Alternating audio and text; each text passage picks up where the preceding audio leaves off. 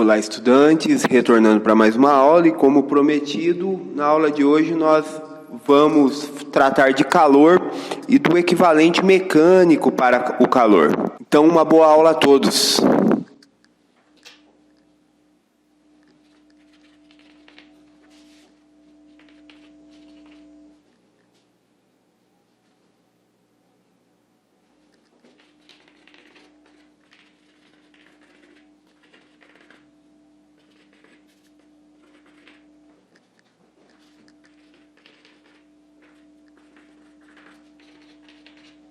Iniciando a nossa aula, onde nós trataremos de natureza do calor e equivalente mecânico para o calor. Então nós abrimos nossa aula falando da natureza do calor, como os cientistas interpretavam o calor. Então no século XVIII existiam duas propostas para explicar a natureza do calor. Uma proposta era do Lavoisier, e a outra proposta, que era defendida por Francis Bacon, Robert Hooke e por Joule, que se rivalizavam. E aqui é bem interessante que acontece uma coisa que acontece muito até hoje, que é o apelo à autoridade. Então, por mais que o seu argumento seja tosco, se você algum dia fez algum trabalho relevante na vida, ou se você tem um título bonito, doutor em alguma coisa, vai haver um grupo de pessoas que, dada a sua autoridade, por simpatizar com o que você fala, eles vão aceitar o seu argumento. E ainda vão defender, mesmo isso não tendo base científica nenhuma. Então, normalmente a pessoa vai chegar para você e vai falar assim, ó, esse fulano aqui, ó, ele é doutor em tal coisa e ele está falando isso. Então, o nome dessa falácia é uma falácia de apelo à autoridade. Então, a pessoa te apresenta um argumento, só que ela não defende o argumento de forma lógica. Ela usa a autoridade de quem apresentou o argumento para defender o argumento. Então, pessoal, por favor, não aceite falácias de apelo à autoridade. Não aceite, não aceite, não aceite. O correto é questionar. Então, mas quais estudos que endossam este argumento? Então, agora vamos tratar do argumento de apelo à autoridade aqui. Vamos explicar, né? Não vamos fugir da aula de hoje, porque senão eu poderia ficar falando o dia inteiro sobre falácias, argumentos falaciosos. Mas o ponto é que vamos olhar para o nosso problema aqui que estava criando um debate entre os físicos no século XVIII. Então, o Lavoisier ele defendia a ideia de calórico. O que é o calórico? Ele acreditava que o calor era um fluido que escoava do corpo de maior temperatura para o corpo de menor temperatura. Então, pensa o seguinte, você está com uma panelinha de arroz lá no fogo. Então, a água vai aquecer. Então, para Lavoisier, existia um fluido que escoava da chama para a panela, para a água e para o arroz. E esse fluido ele era invisível e, obviamente, que ele existia dentro das substâncias. Olha a loucura. E aí o que acontece? Obviamente, se você olhar para o Lavoisier, você fala, pô, Lavoisier é um cara importantíssimo, né? E você vai falar, nossa, muito bom o seu argumento, Lavoisier. Então, se eu aquecer 100 gramas de água, consequentemente, ele vai aumentar a sua massa, justamente porque eu estou inserindo fluido na forma de calórico. Ou se eu resfriar a água, eu estou removendo o fluido na forma de calórico, então eu consigo verificar a variação da temperatura pela variação de massa. E isso não acontece, tá, pessoal? 100 gramas de água, ele vai permanecer 100 gramas de água independente da temperatura. Então é uma ideia facilmente refutável, mas que teve muita aceitação no meio científico do período, justamente pela autoridade do Lavoisier. Só que é aquilo, quando você impõe sobre esse argumento falacioso, essa falácia de apelo à autoridade, questões lógicas é facilmente refutado. Isso é facilmente refutado. Então, sempre que alguém vier com um argumento de apelo à autoridade, você defende com a lógica. Você tem que fazer questões a respeito desse argumento. Onde estão os estudos?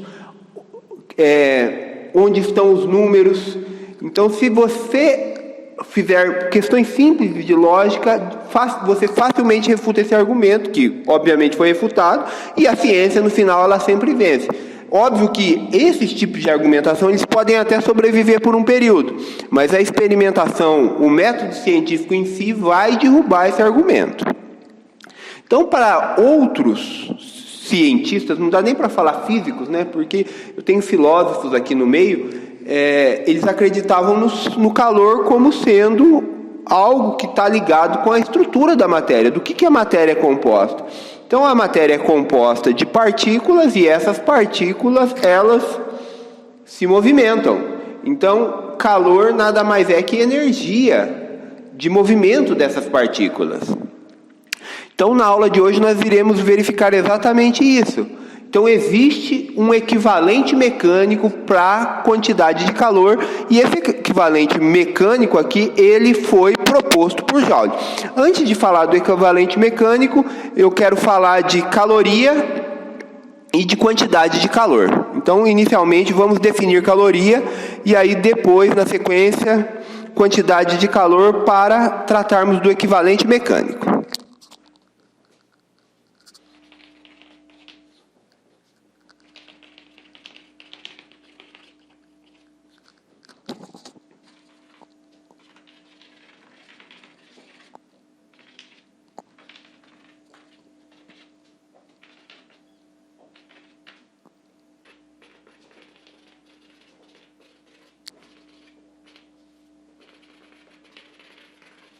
Agora nós iremos tratar de quantidade de calor. Para tratar de quantidade de calor, eu tenho que definir um negócio chamado caloria. Uma caloria é a quantidade de calor necessário para elevar a temperatura de 1 grama de água de 14,5 graus Celsius para 15,5 graus Celsius, ok? Então, a quantidade de calor para elevar 1 grama de água de 14,5 a 15,5 é uma caloria. Como que eu determino uma caloria? Então, eu vou ter que utilizar essa expressão aqui para a quantidade de calor. Então, ΔQ. Então, se eu pegar 1 grama de água e elevar a temperatura numa variação de 1 grau Celsius, eu terei uma caloria, ok? Isso porque o calor específico da água aí, a essa temperatura é 1, ok? Então, se a gente tem m gramas de uma substância pura, com calor específico Czinho aqui qualquer, a quantidade de calor ela vai ser o produto da massa vezes o calor específico vezes a variação de temperatura, ok? Então, sabemos que uma caloria é definida pela água, tá bom? E aí, tendo a quantidade de calor, eu posso definir um negócio chamado capacidade térmica. Ou seja, ΔQ, ele vai ser um Czão ΔT, onde esse C maiúsculo aqui, ele é a massa vezes o calor específico. Então, esse Czão aí, ele é denominado capacidade térmica. Ok? Então agora, tendo essas definições do que é uma caloria, a expressão para a quantidade de calor, nós podemos tratar do experimento de Joule para o equivalente mecânico.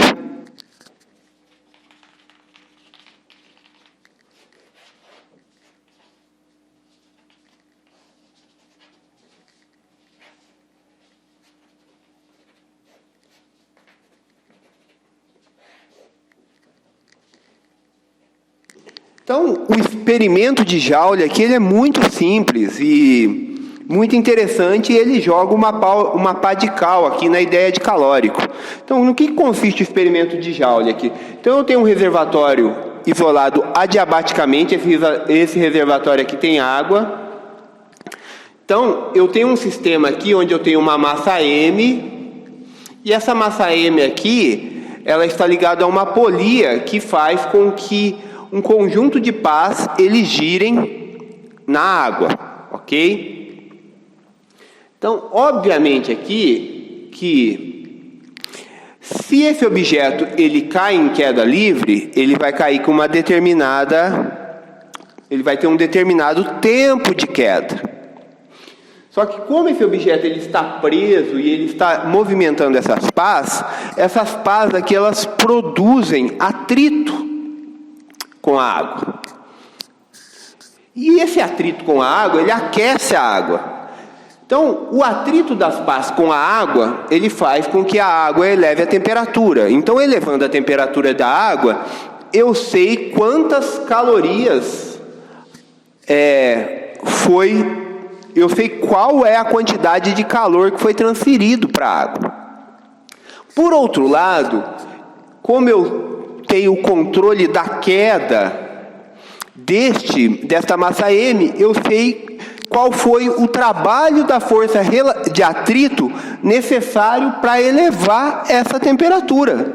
Então, com base no trabalho da força de atrito, eu posso correlacionar esta energia dissipada pela força de atrito, que é o trabalho da força de atrito, com a quantidade, com a temperatura que a água foi elevada, ou seja, a quantidade de calor transferido para a água.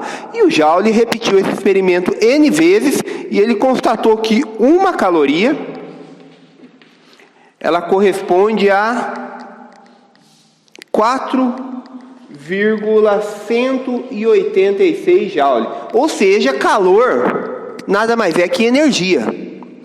Então, dessa forma aqui, a ideia de calórico ela foi totalmente refutada, ou seja, existe um equivalente mecânico para o calor. Calor é energia.